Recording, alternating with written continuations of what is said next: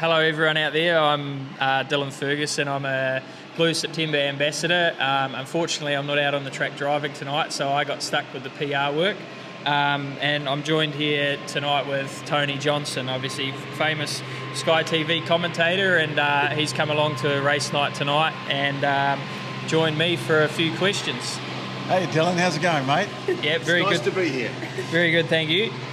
First question is, why did you decide to become an ambassador for the Prostate Cancer Foundation?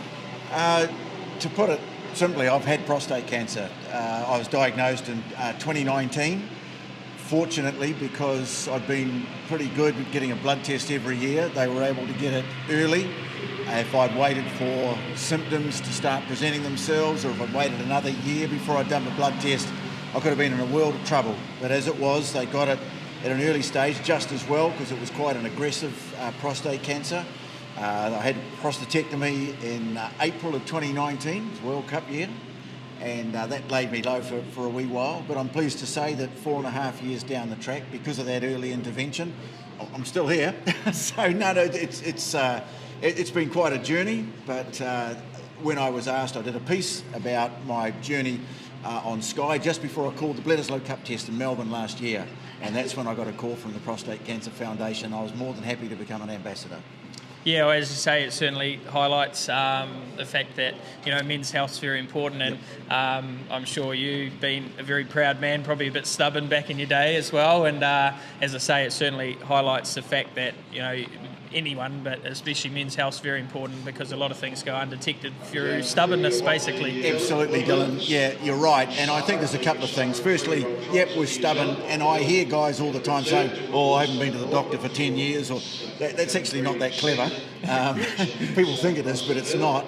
And secondly, I think sometimes people are afraid to get a test because they might be scared of what could turn up. And I can promise you, being afraid of having a test is not half as much as being afraid of something that's actually happening. So to me, it's all about early intervention. 4,000 men any given year, 4,000 men have prostate cancer in New Zealand or are diagnosed with it.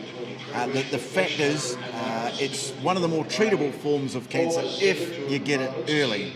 And that's the key to it. So we've got to really push that message. Yeah, no, that's for sure. So better move on before we run out of time. Have you ever been to the races before? I've been to the races plenty of times, don't you worry. In fact, I can tell you, Dylan, that in 1977, when I was supposed to be swatting for my bursary exams, I decided to take the week off. I grew up in Picton, and my mate and I went down to Christchurch, and I saw Peter Wolfenden drive sole command to win the New Zealand Cup at Addington. That was my first taste of it.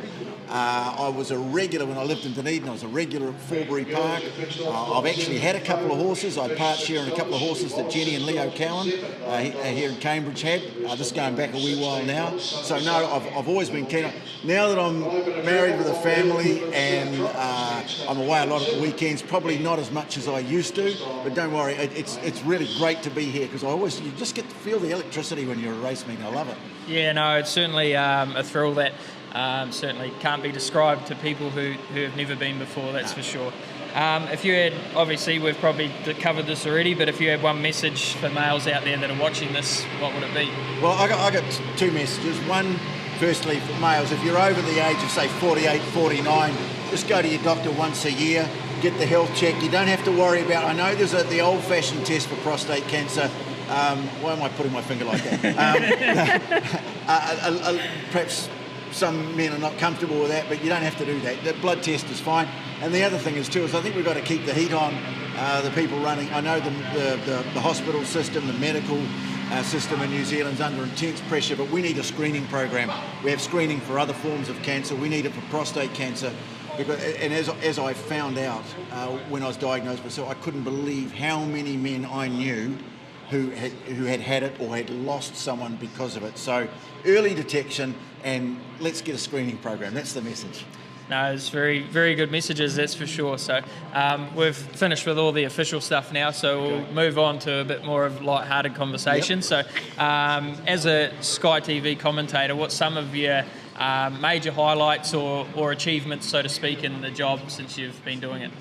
Well, the funny thing is I keep people asking me, are you going to the World Cup? I'm not going this time. This is only the second time I've missed the World Cup. I've been to all the other ones, and I had an absolutely fantastic time in every one of them. I think being there in Johannesburg, even though the All Blacks lost that day in 1995, that was huge. I also did the equestrian at the London Olympics in 2012, and that was just a mind-blowing experience. I tell you, the party afterwards was pretty good too. I called the 100 metres final at the 92 Olympics in Barcelona. That was for radio, and I managed to get 1, 2 and 3, which is great because I'd only had about 3 hours sleep.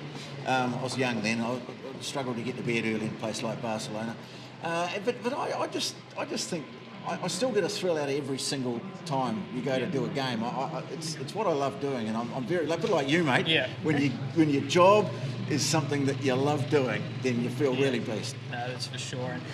So if you had to make a pick for the World Cup, we know probably what you're going to say, but we thought you might throw a bit of controversy to us. So who do you think, emotion out of it, who do you think's the team that's going to come out on top? Well, you take the emotion out of it, that makes it a lot easier, to be quite honest. The All Blacks aren't favourites. I know even people who are saying, we're not the favourites this time. I think deep down people are thinking they're still going to win it.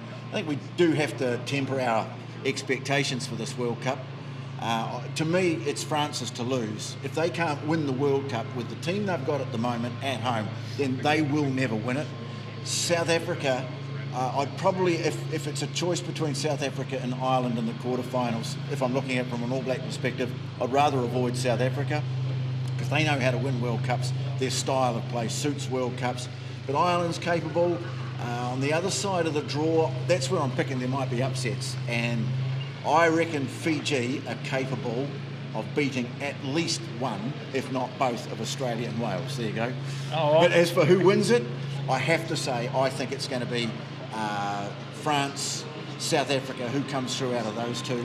Maybe the All Blacks, if the few things fall their way, they play as well as they can, then they are capable of winning, but they're not the favourites. Sounds like I might be in for a quiet couple of weeks at work because I've got 2 French people working for me, but probably the only one I'll have the bragging rights over is my Aussie partner and another Aussie boy that works for me. I don't think they're going to test the judge too much, are they? I don't know.